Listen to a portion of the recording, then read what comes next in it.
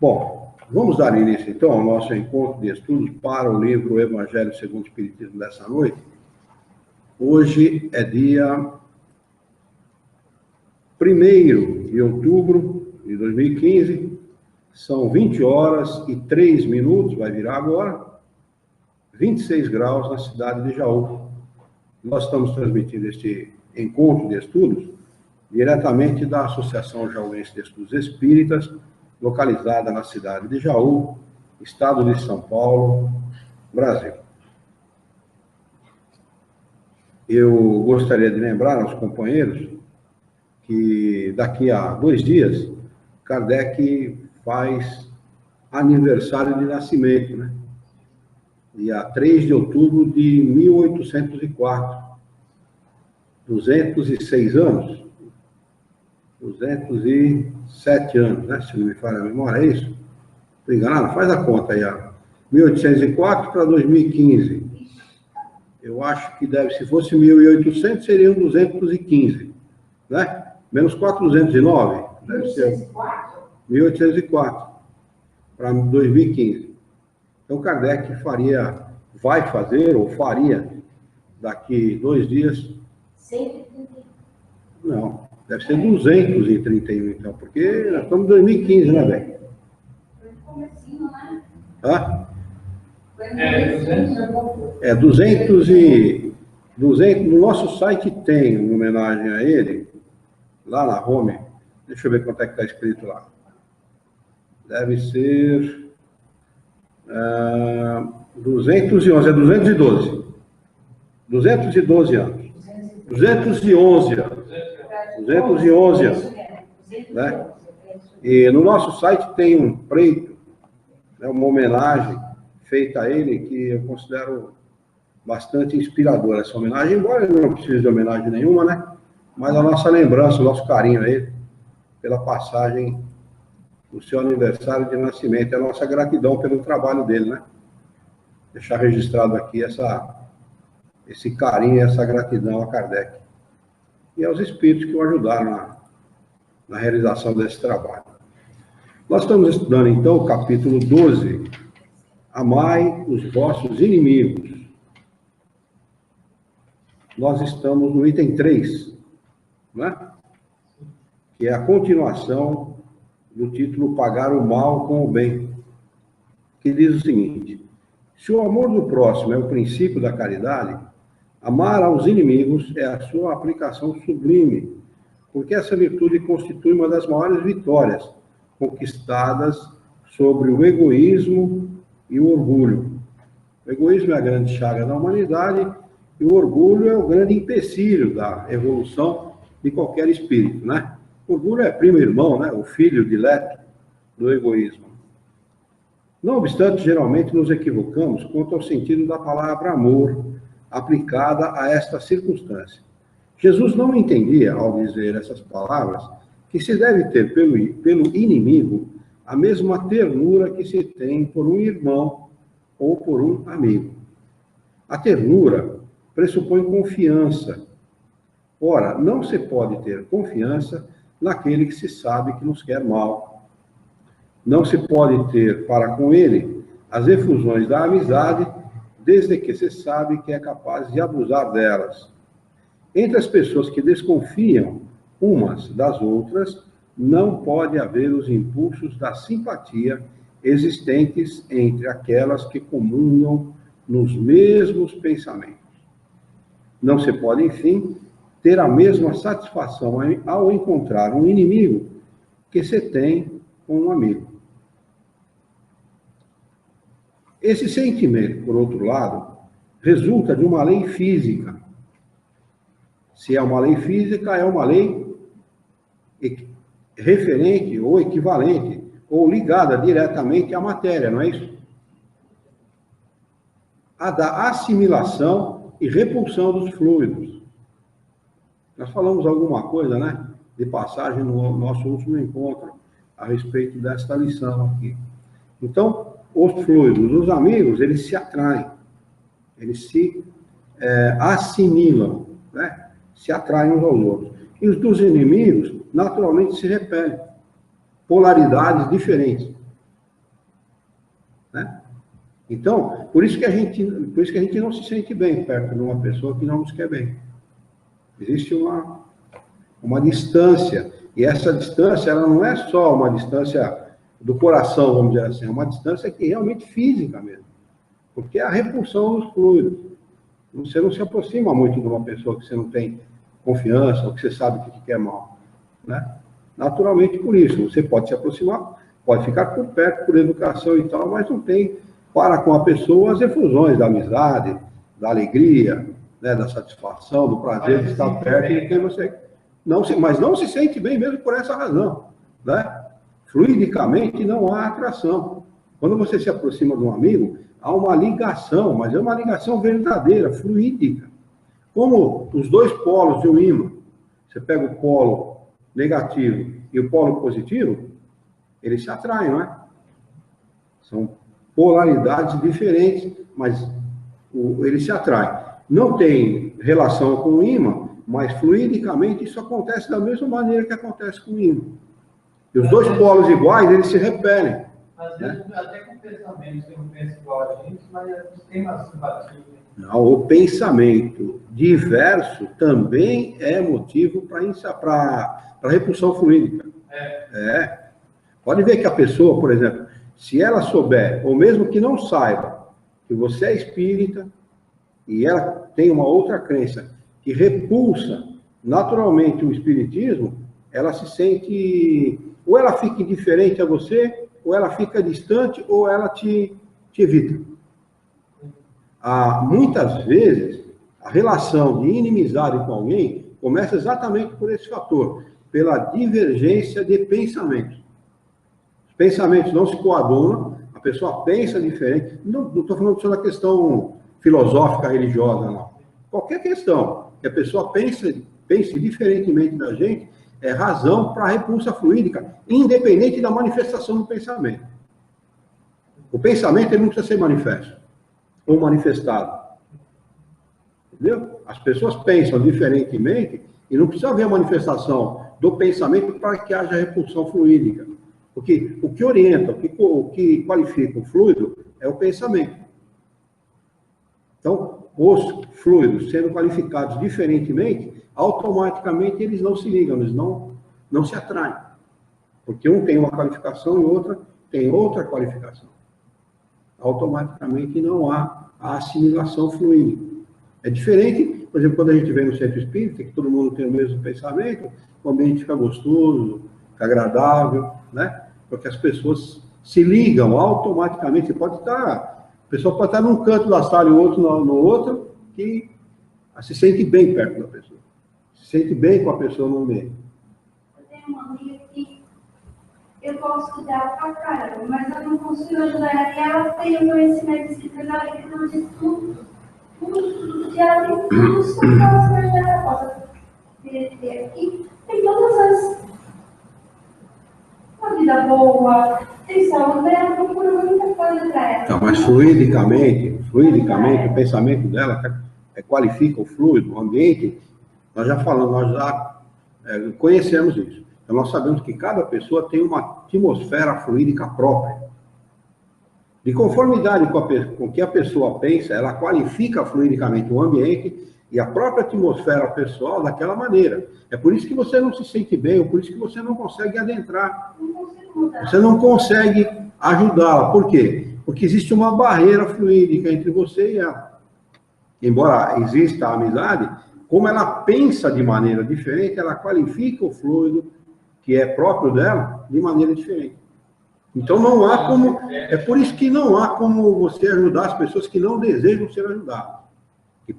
O princípio, o que dá, assim, a partida, o start, como as pessoas gostam de falar hoje em dia, no auxílio a uma pessoa, é o arrependimento. Os espíritos falam isso sempre. Pode perceber na obra dos espíritos, que você vê muito isso. Por quê? Porque o arrependimento torna a pessoa neutra aquilo que ela fez.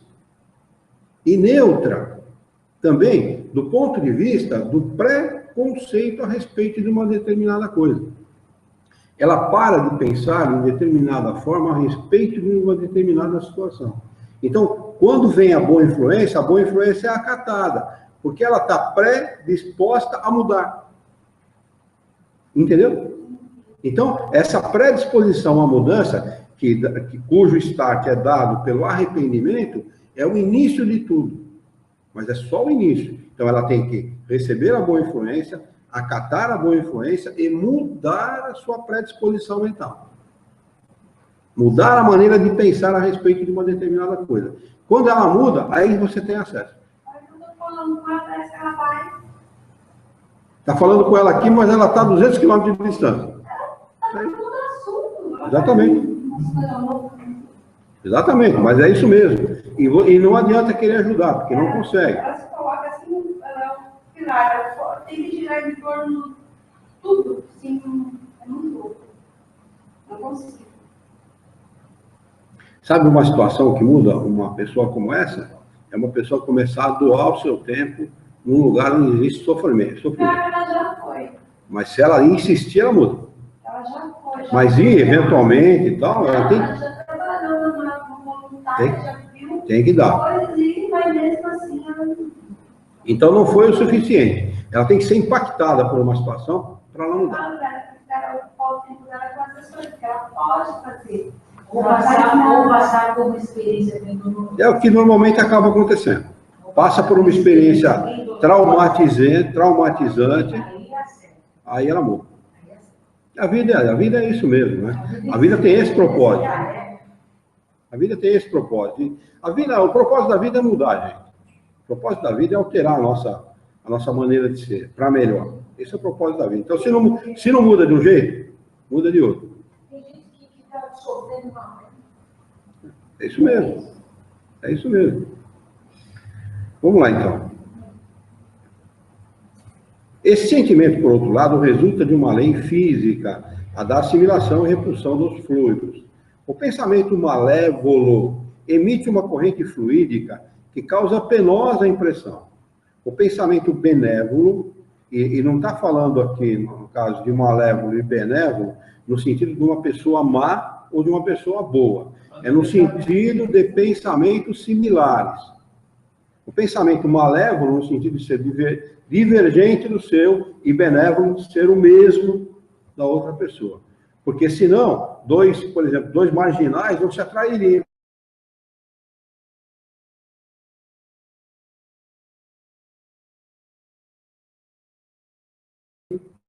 São pensamentos similares. O pensamento malévolo emite uma corrente fluídica que causa penosa impressão. O pensamento benévolo envolve num eflúvio agradável. Daí a diferença de sensações que se experimenta a aproximação de um inimigo ou de um amigo. Amar aos inimigos não pode, pois, significar que não se deve fazer nenhuma diferença entre ele e os amigos. Este preceito parece difícil e até mesmo impossível de se praticar, porque falsamente supomos que ele prescreve dar-nos a uns e a outros o mesmo lugar no coração. É impossível de fazer isso. Aliás, não é só impossível, é falta de previdência, é falta de bom senso fazer uma coisa como essa.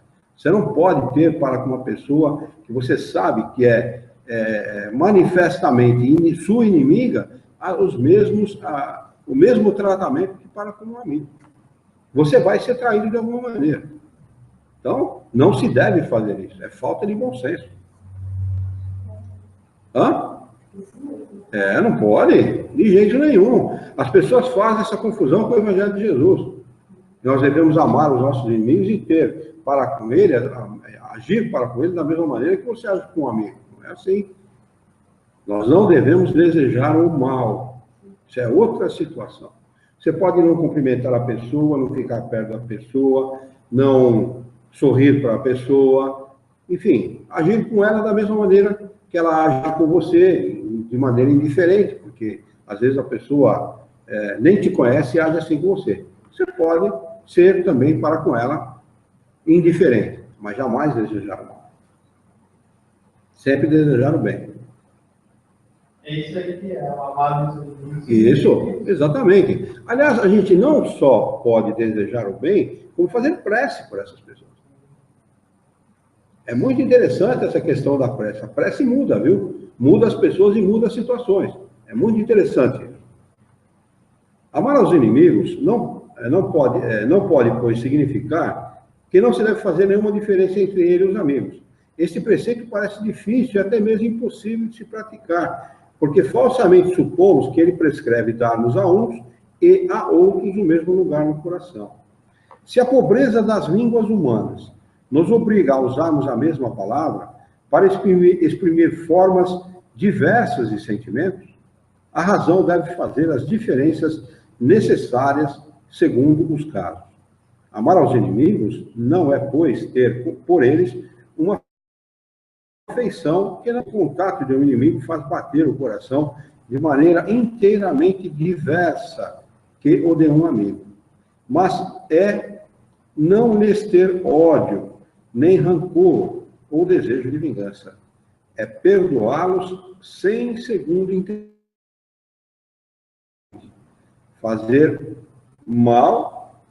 pelo mal que nos fizeram. É não opor nenhum obstáculo à reconciliação. Aqui que mora o problema. Para muita gente.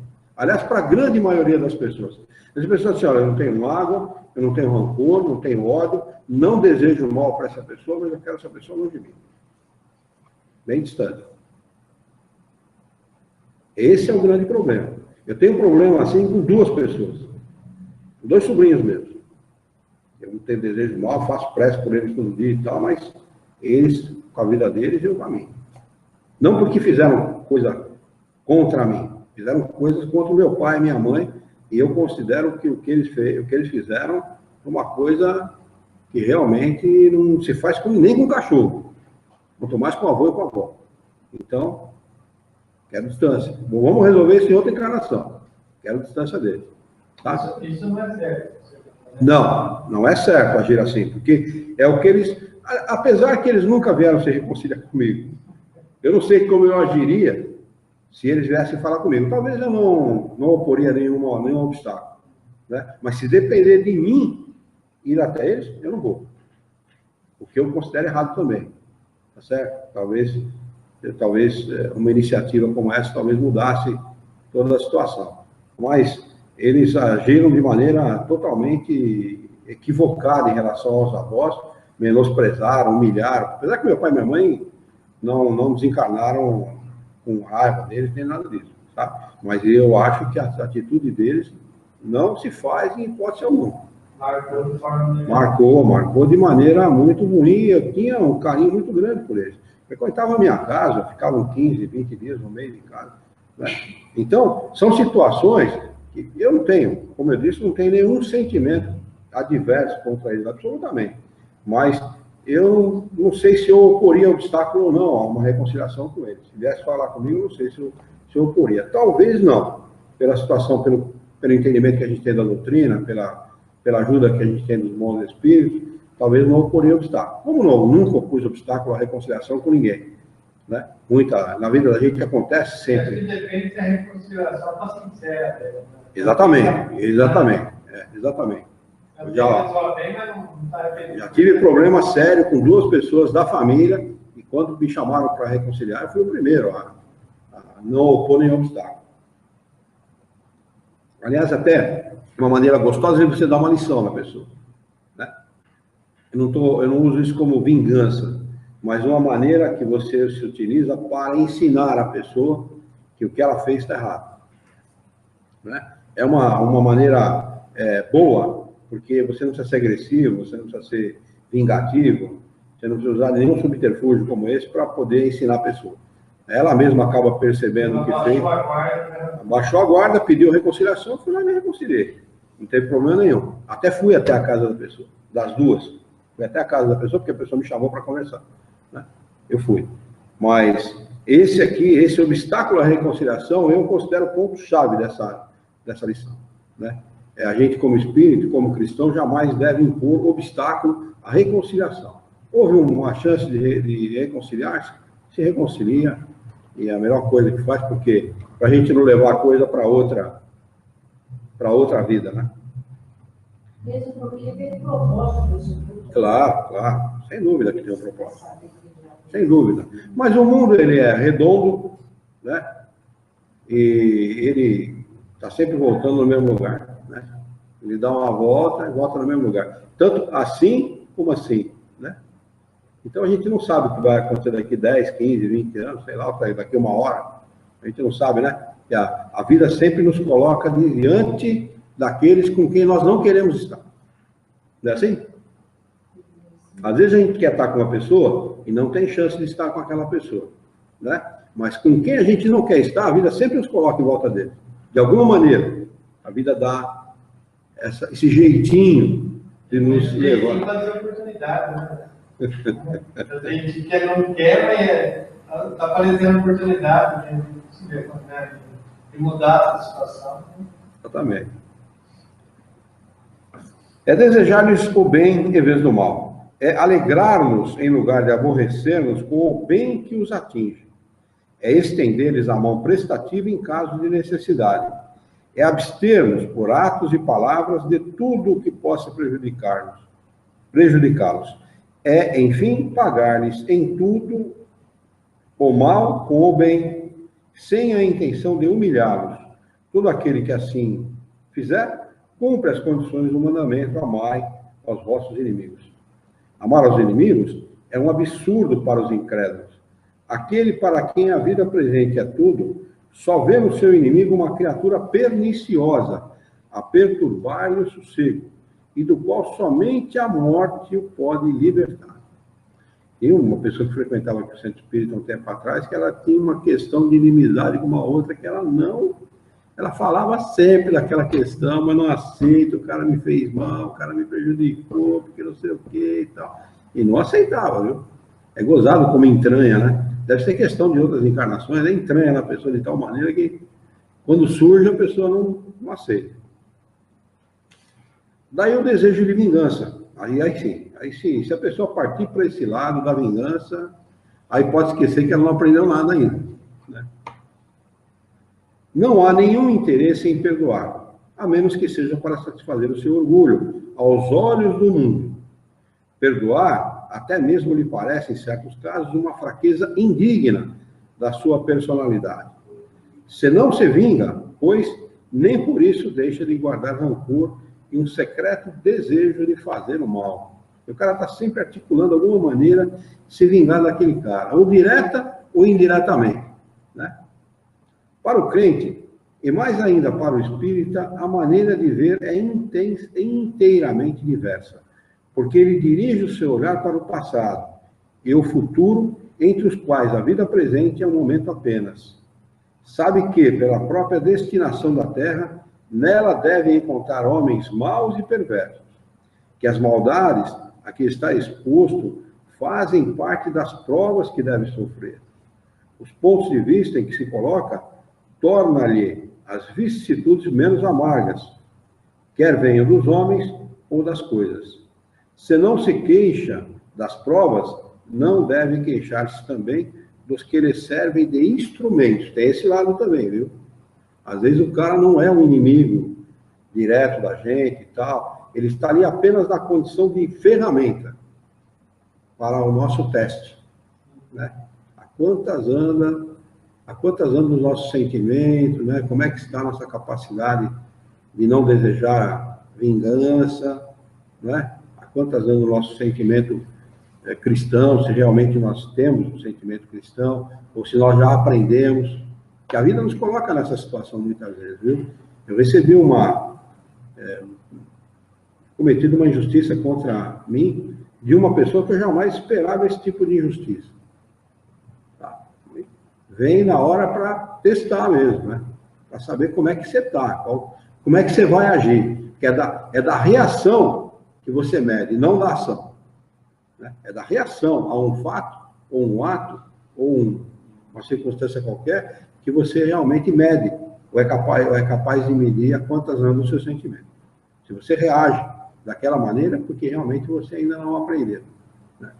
Então, esse era o ponto. Graças a Deus, eu considero que eu reagi de maneira positiva. Graças a Deus. Mas são as provas da vida, né? Tem muita gente que fala de justiça, mas não está falando de justiça, até que é muito engano, não está falando que tem que fazer justiça. Mas o orgulhoso, o egoísta, sempre considera justo vingar-se. E daí aquela pessoa pode ficar sabe, não fez justiça, quer dizer, aconteceu mal pela pessoa, mas na verdade ela está querendo Todo aquele que faz justiça com as próprias mãos, seja contra um inimigo, seja contra um criminoso, seja contra quem for, está cometendo uma injustiça. Às vezes não faz, mas está desejando. Né? A justiça, ela não deve ser feita jamais por nós mesmos. Jamais. Por isso que existem as leis. Para a gente não é justo. E para a gente não é justo. Nós temos que nos submeter às leis. Esse é o fato. Nós somos cidadãos de um país, esse país é regido por uma carta magna, pela lei maior do país e pelas leis civis, né, de um país. Nós temos que nos submeter a ela. Todos aqueles que fazem justiça com as próprias mãos, ele comete uma injustiça, só o fato de ele pensar em cometer uma justiça com as próprias mãos, ele está cometendo uma injustiça. E muita gente faz isso, ainda hoje. Muita gente comete justiça, pensa que está cometendo uma justiça com as próprias mãos. No nosso encontro passado, a respeito daquele casal, daquela escola, aquele casal, acho que japonês, né? Se eu não me engano, destruíram a vida do dois. E eram inocentes. Eles eram inocentes. Foi provado depois que a vida estava destruída. Destruíram a escola, parece que destruíram a casa, picharam, fizeram e aconteceram. E o pessoal era inocente. O casal era inocente. Quando está material, uma primeira justiça. Né? Não, destruíram a vida do casal do ponto de vista material e moral. Destruíram. Porque até provar que tromba de elefante não é conta-gota, como se dizia antigamente, o tempo passa, a vida da pessoa vai se destruindo, porque para você construir uma vida, né, leva 40, 50 anos. Como é que você vai reconstruir uma vida depois de você ter ela destruída? Não é fácil. É a mesma coisa que uma pessoa que com 40, 50, 60 anos de idade vá preso. Fica lá 5 anos na cadeia. Não precisa muito, vai. 3 anos na cadeia. 2 anos na cadeia. 1 ano na cadeia. Quando ela sai, como é que está a vida dela? Para reconstruir isso tudo. E primeiro que no lugar onde ela mora, ela vai ser vista de maneira completamente diferente. Né? Então, as pessoas vão sempre ter uma reserva, fica mancha. Né? Por mais que ele tenha quitado os seus débitos com a sociedade, fica mancha. Né? Então, até ele reconstruir toda a vida dele, ele não tem mais tempo, com 50, 60 anos de idade, mesmo com 30, com 40, né? Ficar 4, 5 anos na cadeia, ele não vai mais conseguir. Esse casal teve a vida financeira totalmente destruída, destruíram todo o patrimônio financeiro deles, e moralmente eles foram destruídos. Quando descobriram que eles estavam vítimas, eram inocentes, eles já não tinham mais oportunidade nenhuma de reconstruir a vida. Tiveram a vida realmente. Talvez, com certeza, não existe injustiça. Mas se as pessoas não tivessem tomado essa decisão e fazer o que fizeram, talvez a coisa não tivesse tomado essas proporções. Porque essas pessoas, por conta daquilo que fizeram, assumiram um compromisso. Né? Se você deixar a lei do Criador agir, você não assume esse compromisso. E nós não temos que assumir compromisso com a justiça, fazer justiça contra quem quer que seja. Quem tem que fazer a justiça, sobe tanto. Quem tem que fazer justiça é o próprio Criador. As leis naturais têm que agir, e age, viu? E age. De jeito de uma hora para outra surge um problema físico grave e o sujeito não tem saída. Destrói a vida do cara. Porque se destruir a saúde da gente, destrói a vida da gente. Né? Então a lei age, você não precisa agir pela lei. A própria lei age. Age naturalmente. A gente vai querer agir, vai agir erroneamente. Normalmente equivocadamente. Normalmente se equivoca. Normalmente.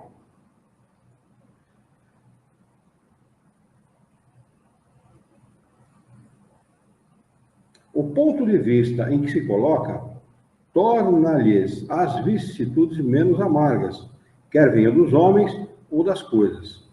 Se não se queixas das provas, não deve queixar-se também dos que lhe servem de instrumento. Se em lugar de lamentar, agradece a Deus por experimentá-lo, deve também agradecer a mão que lhe oferece a ocasião de mostrar a sua paciência e a sua resignação. Esse pensamento dispõe naturalmente ao perdão. Ele sente, aliás, que quanto mais generoso for, mais se engrandece aos próprios olhos e mais longe se encontra do alcance dos dardos do seu inimigo. O homem que ocupa no mundo uma posição elevada, não se considera ofendido pelos insultos daquele que olha como seu inferior.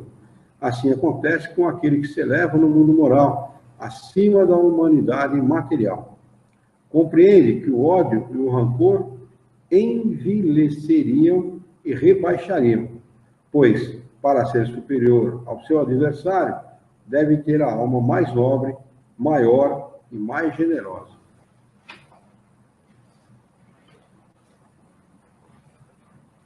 Os inimigos desencarnados. O espírita tem ainda outro motivo de indulgência para com os inimigos, pois sabe, antes de mais nada, que a maldade não é o estado permanente do homem, mas que decorre de uma imperfeição momentânea, e que, da mesma maneira que a criança se corrige dos seus defeitos, o homem mau reconhecerá um dia os seus erros e se tornará bom. Sabe ainda que a morte só pode livrá-lo da presença material do seu inimigo, e que esse pode persegui-lo com o seu ódio, mesmo depois de haver deixado a terra. Assim, a vingança assassina não atinge o seu objetivo, mas, pelo contrário, tem por efeito produzir maior irritação, que pode prosseguir de uma existência para outra. Cabe ao Espiritismo provar pela experiência e pela lei que rege as relações do mundo invisível com o mundo, do mundo visível com o mundo invisível, que a expressão extinguir o ódio com o sangue é radicalmente falsa. Havia essa crença antigamente, viu? A pessoa te odeia, você vai lá, mata ela, você extingue o ódio. Havia essa crença. Mas ela é radicalmente falsa mesmo. Porque esse inimigo, deixando de ter corpo, ele se torna o inimigo mais tenaz, né? Pior ainda. Pois é verdade que o sangue conserva o ódio no além-túmulo. Ele dá, por conseguinte, uma razão de ser efetiva e uma utilidade prática ao perdão. Olha que interessante, uma utilidade prática ao perdão. Não é interessante essa afirmação? Esse termo que Kardec usa? E realmente é isso mesmo, né? Se a gente excetuar a sobrevivência da alma ou a reencarnação, o perdão não tem utilidade nenhuma. Perde a sua utilidade. Agora, a gente sabendo que a alma sobrevive ao corpo e que existe a reencarnação, o perdão ganha uma utilidade muito grande. Porque você elimina problemas, você apara arestas, você elimina problemas para outras encarnações. O que torna as outras encarnações melhores. Né? Aquela pessoa que alguém matou, ela pode ser o obsessor direto, assim que morre. Se o Criador, se as leis do Criador permitirem, pode. Pode. Às vezes não é permitido, viu? Dependendo da circunstância, da história daqueles dois espíritos em outra encarnação, ou das circunstâncias em que ocorreu o crime. Depende. Porque, por exemplo, a defesa, a autodefesa é uma coisa legítima. É legítimo. Entendeu? Você tem todo o direito de defender a sua vida. Tanto a lei de Deus como a lei dos homens entendem assim. Né? Tá frio, lá? Tá sentindo frio? Então, opa, desliguei, sem querer. Então, é natural que uma pessoa que se sentir acuada e ter a vida em estado de periculitação, ameaçada, ela pode naturalmente se defender. Aí o cara não vai ter o direito, porque ele que colocou em ameaça a vida do outro. Ele que foi lá deliberadamente colocar em ameaça a vida do outro. Nesse caso, não há a lei de causa e consequência, ela não pode, nesse caso, colocar esses dois, confrontar esses dois. Porque aí essa situação foi provocada, o outro apenas tomou para si o direito legítimo de defender a sua própria vida. Autodefesa, que é garantida, inclusive, pelas leis, né? Pela Constituição, pelas leis civis de todos os países, né? É garantido isso.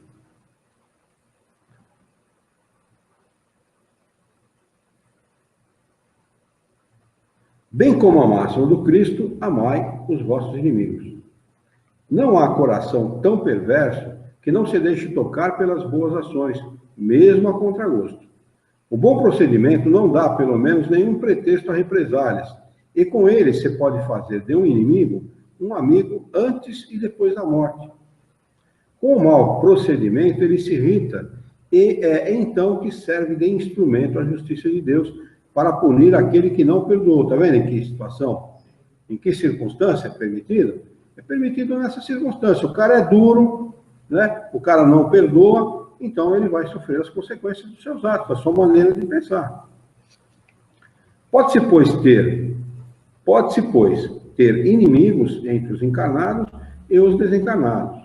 Os inimigos do mundo invisível manifestam sua malevolência pelas obsessões e subjugações a que tantas pessoas estão expostas e que representam uma variedade das provas da vida. Olha que interessante. É uma prova para nós aqui neste mundo, né? As obsessões e subjugações. Quando isso não toma um caráter mais sério ainda, que é a da fascinação, que é o pior estágio, a pior condição, a pior situação de uma obsessão é a fase da fascinação.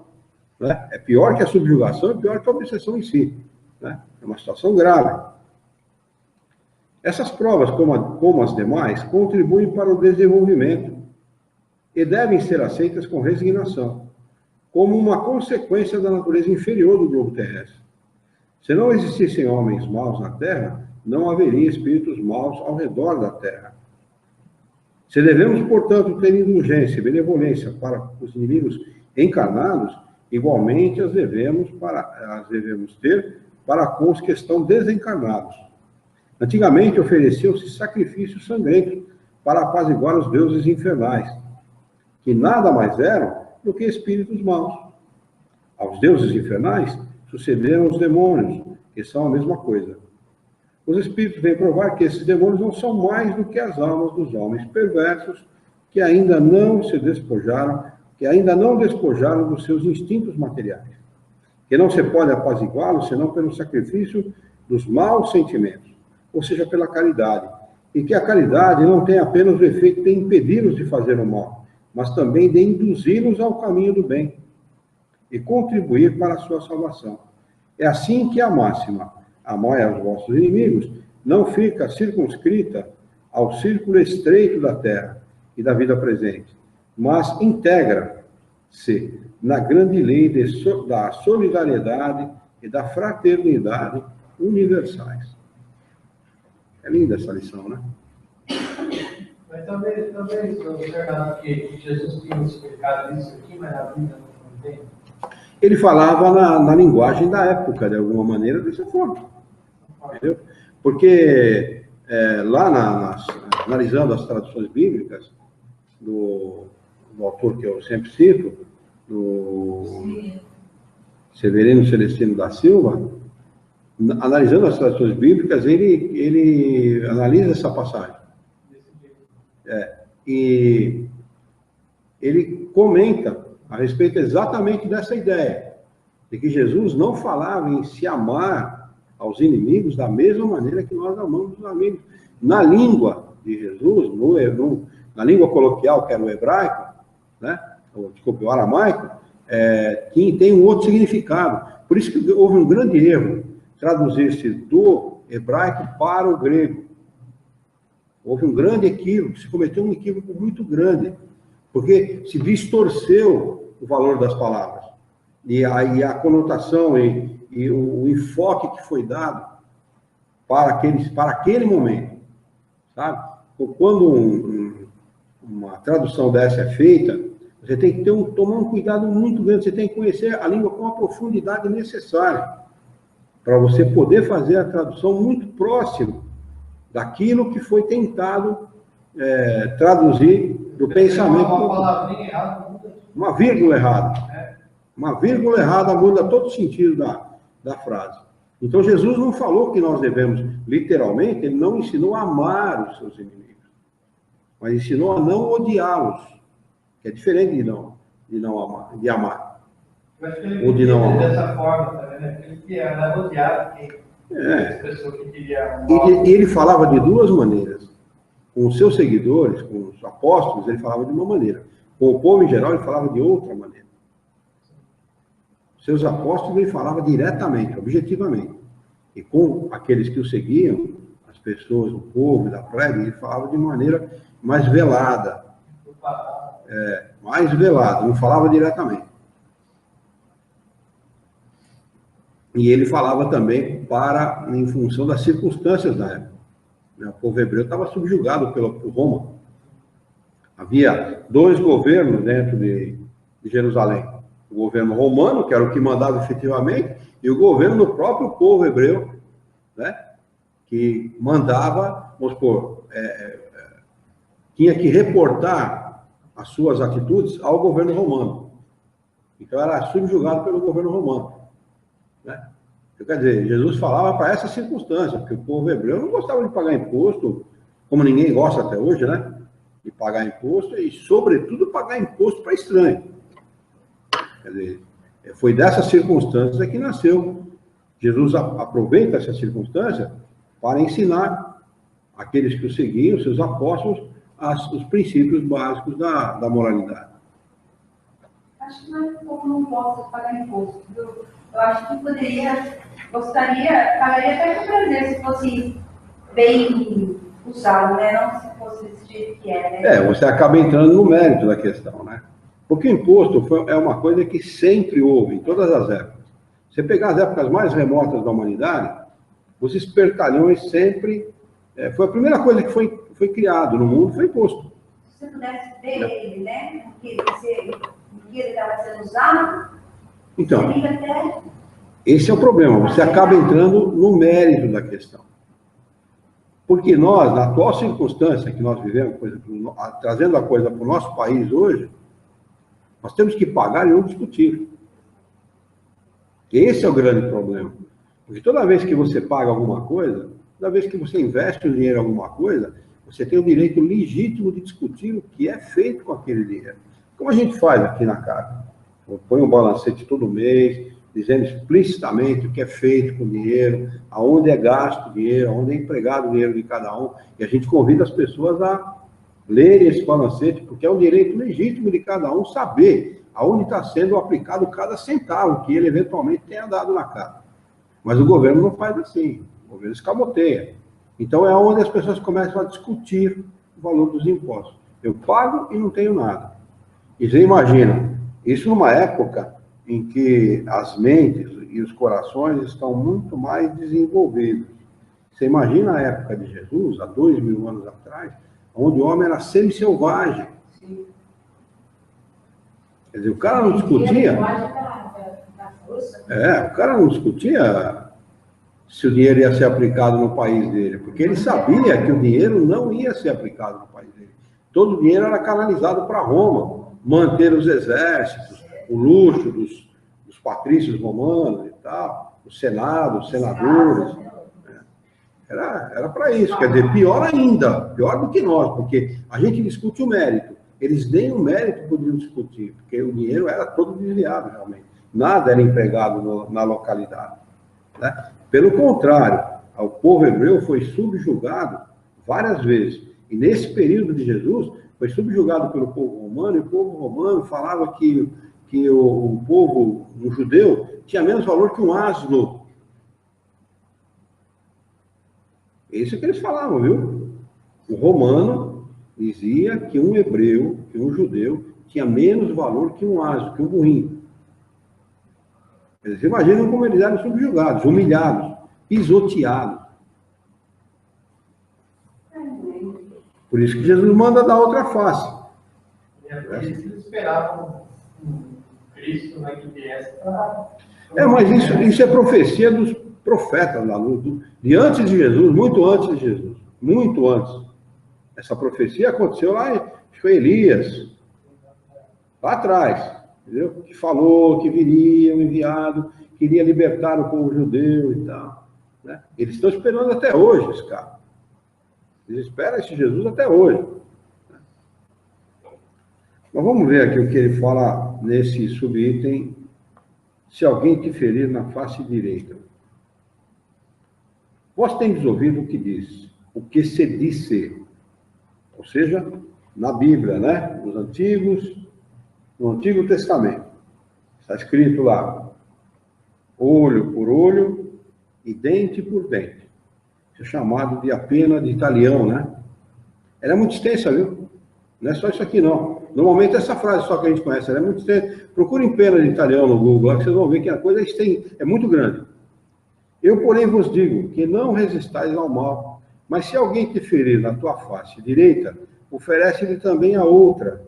E ao que quer demandar-te em juízo e tirar-te a túnica, larga-lhe também a capa. E se alguém te obrigar a ir carregado 1000 passos, vai com ele ainda mais outros 2000. Dá a quem te pede, e não voltes as costas ao que deseja que lhe emprestes. Está no Evangelho de Mateus, capítulo 5, versículo 38 a 42. Explicação de Kardec a respeito dessa passagem do Evangelho de Mateus.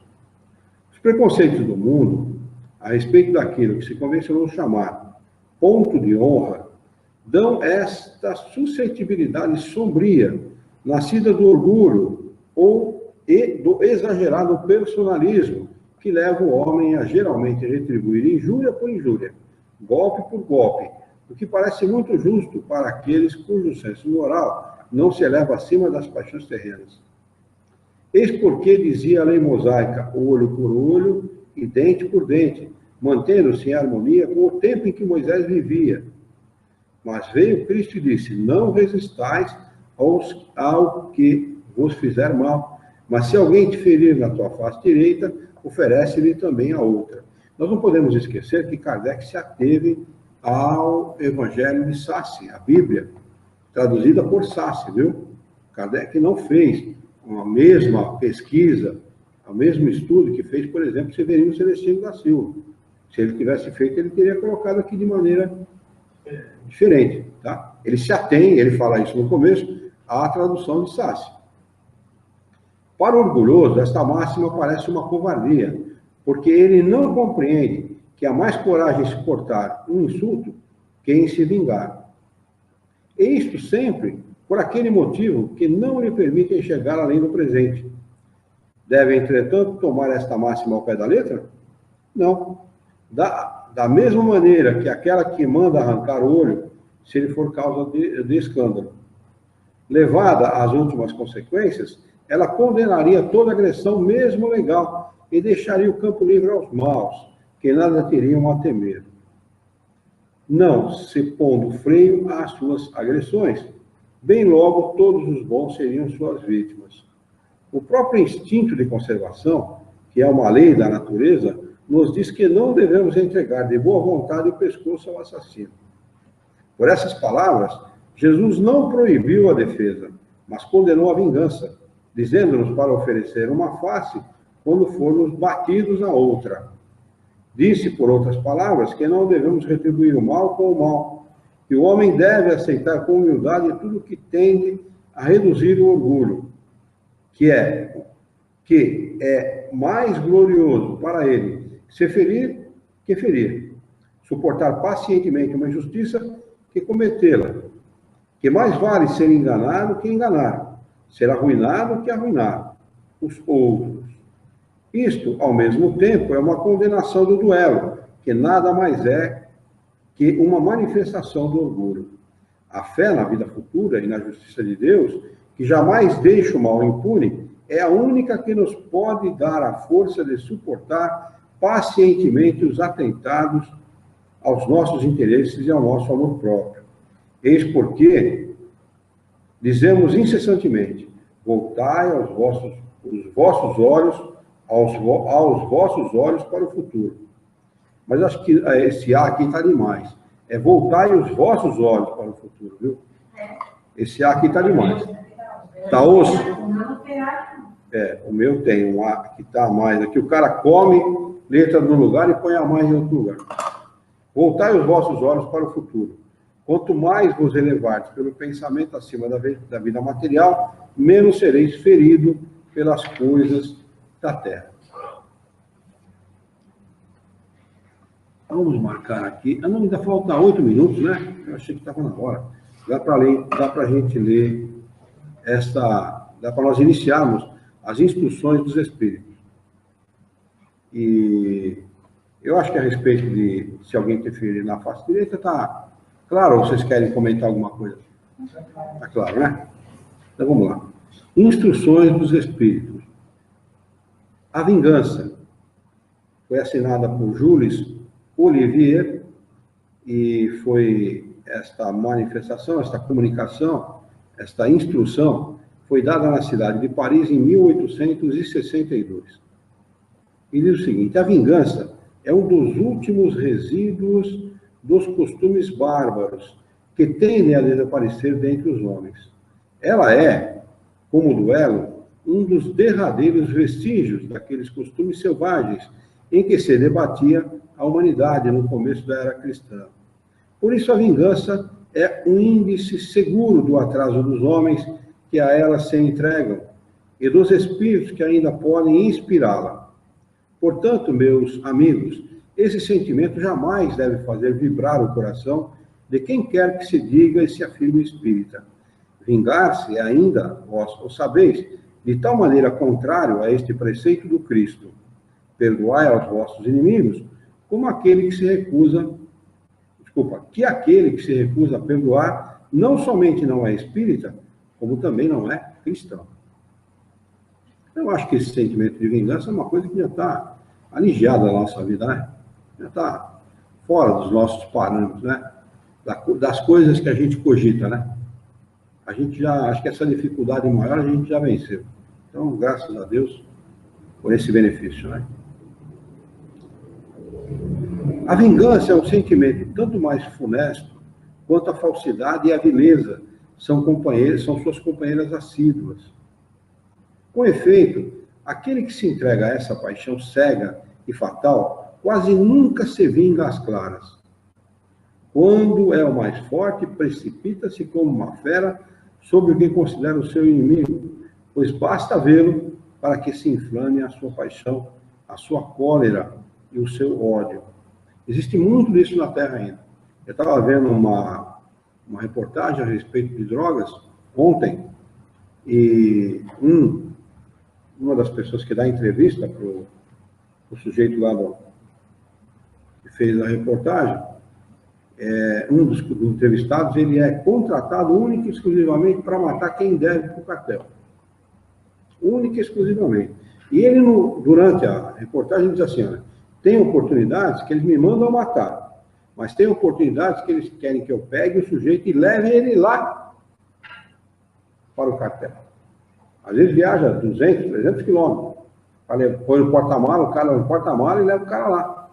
Para eles matarem os caras aos poucos, se vingarem dos caras, fazendo o cara sofrer muito. Olha que ponto chega a vileza humana, né?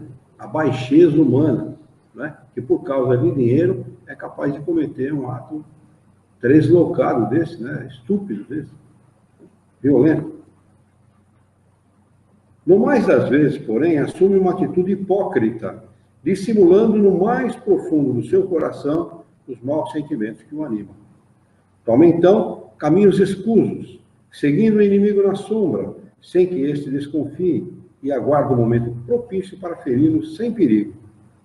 Ocultando-se, vigia-o, sem cessar, prepara-lhe ciladas odiosas, e quando surge a ocasião, derrama-lhe o veneno na taça. Se seu ódio não chega a esses extremos, ataca-o na sua honra e nas suas afeições. Não recua diante da calúnia, e suas pérfidas insinuações, habilmente espalhadas em todas as direções, vão crescendo pelo caminho. Dessa maneira, quando o perseguido aparece nos meios atingidos pelo seu sopro envenenado, admira-se de encontrar semblantes frios, onde outrora havia rostos amigos e bondosos. Isso é uma verdade, viu? É assim que a pessoa vai semeando, né? Maledicência, vai semeando com muita perfídia, né? A inverdade, a mentira, né? E vai causando esse dano à vida da outra pessoa. É a pior vingança que existe, viu? Aliás, é o pior inimigo que alguém pode arrumar. Porque o inimigo direto, esse que bate de frente com você, esse não te causa mal. Causa mal o pérfido. Não gosta de você, você é assim e tal. Isso é bom. Isso é bom. Ele te ajuda. Porque o bom inimigo, o cara que fala diretamente, é o cara que vai te apontar os defeitos. Né? Se ele for bom amigo, ele faz isso. E se ele for inimigo declarado, direto, ele faz isso também. Agora o pérfido não. Ele é hipócrita. Ele está rindo na tua cara, dando tapinha nas costas, entendeu? Se fingindo de teu amigo, mas por trás ele está cavando o buraco. Fica estupefato quando as mãos que procuravam a sua, agora se recusam a apertá-la. Enfim, sente-se aniquilado quando os amigos mais caros e os parentes o evitam e se esquivam dele. O covarde que se vinga dessa forma é 100 vezes mais criminoso que aquele que vai direto ao inimigo e o insulta face a face.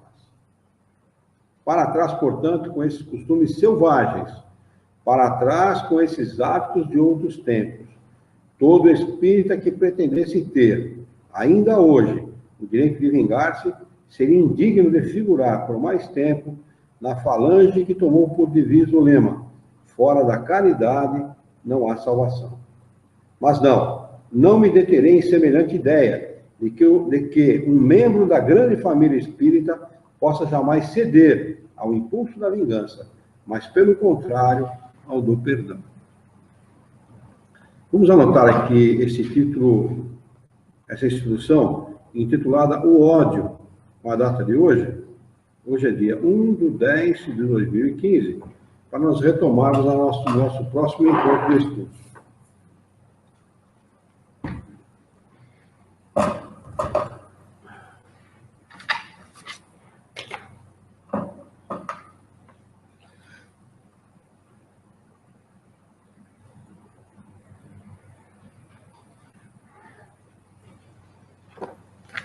Muito bem, alguém quer comentar alguma coisa, falar alguma coisa, dar uma opinião, fazer alguma pergunta, tirar alguma dúvida? Está claro? Muito bem, então vamos fazer a nossa prece para nós encerrarmos este nosso encontro de hoje. Vamos elevar o nosso pensamento, procurar sentarmos comodamente nas nossas cadeiras, mentalizar a figura excelsa e amiga de Jesus, nosso mestre, modelo e guia da humanidade. Juntos com Jesus, vamos nos dirigir ao Criador, ao Senhor da vida, fonte inesgotável de paz, de amor, de bondade, de misericórdia e de justiça, para agradecê-lo imensamente pela oportunidade de estarmos reunidos em seu nome, para estudarmos as questões propostas pelo Evangelho segundo o Espiritismo dessa noite. Queira a vossa bondade, o vosso amor, que tenhamos bom ânimo, coragem, determinação, ideias renovadas, alegria de viver e muito entusiasmo, para que nós possamos trabalhar, sermos úteis e dignificarmos a vida. Ajuda-nos, Senhor, a honrá-la por um profundo e sincero respeito ao nosso próximo.